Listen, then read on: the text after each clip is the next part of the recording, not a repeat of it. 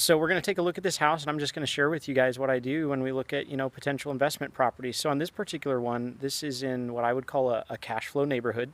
And so we're looking at this as, a potential rental property, either that I would buy or one of my friends would want to buy, and we'd do something called wholesaling, where we get a good deal on the house and then we'd mark it up and sell it to them. So just take a look at the house real quick. Pretty cool. This one doesn't have a garage, so I'm gonna assume it's a 3-bed, 1-bath. James, is it a 3-bed? 3-bed, 1.5. Yeah. And that garage is like a sitting room. 3, 1.5. So take a look here. We're getting the door unlocked, and so on the outside of the house, I have a way I usually walk around houses, and usually I'll do the outside first, walk around. I'm looking at the roof and I'm looking at the foundation. Those can be 2 big ticket items when it comes to repairing the houses. So I always take a look at the roofs, which on this one the roof looked good, and I don't see anything concerning on the foundation from the outside. So we just got the door open. We'll walk inside, and then I kind of have a pattern of how I go through a house too. So on Kansas City, we have a lot of houses like this where they're like on a slab or else on a basement, and they're a 3-bed, 1-bath. So I'll just let you guys see kind of what I'm seeing as we walk through.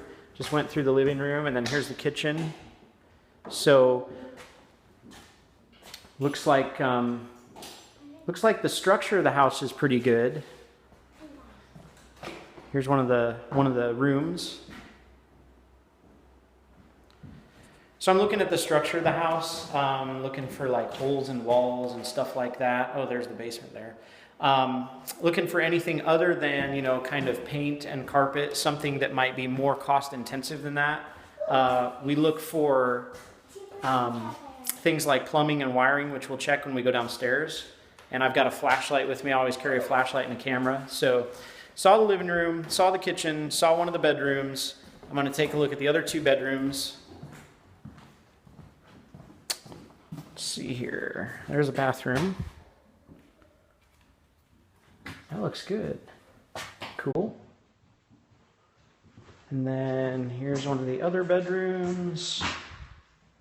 Nothing very alarming or major. So that looks good.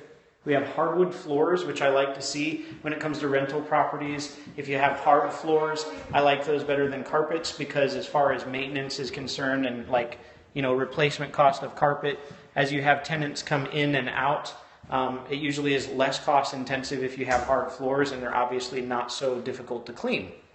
So here's the half bath. Cool.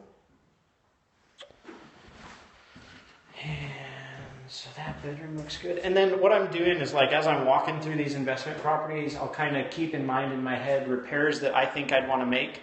And I'll kind of be keeping a running tab in my head so I have a good idea what our budget is.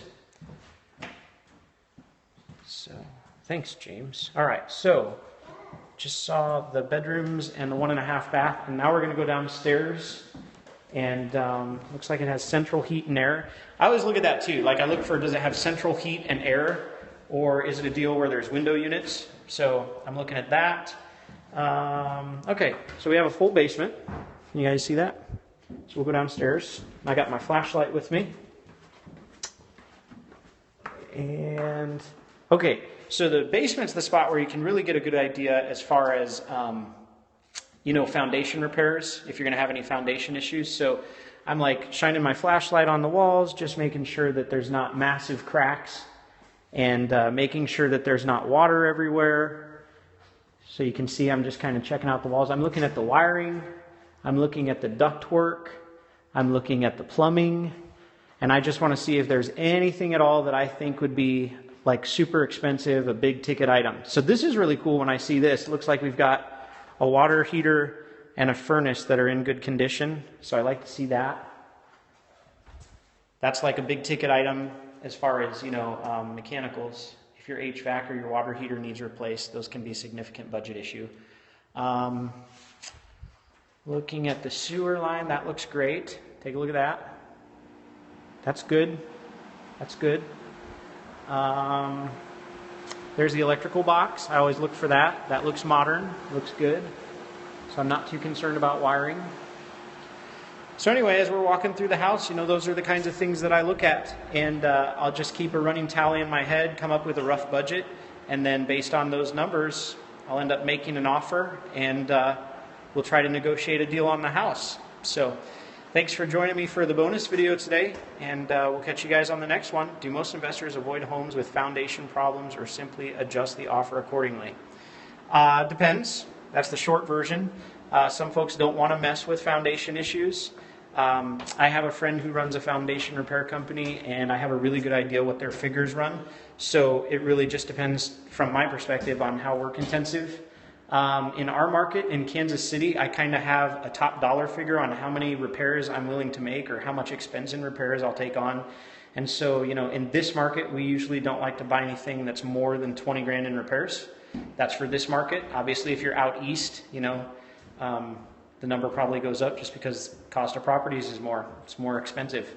So anyway, thanks for joining me, guys, and we'll catch you on tomorrow's Periscope. Hope you enjoyed the bonus taking a look at a house. All right, we'll see you.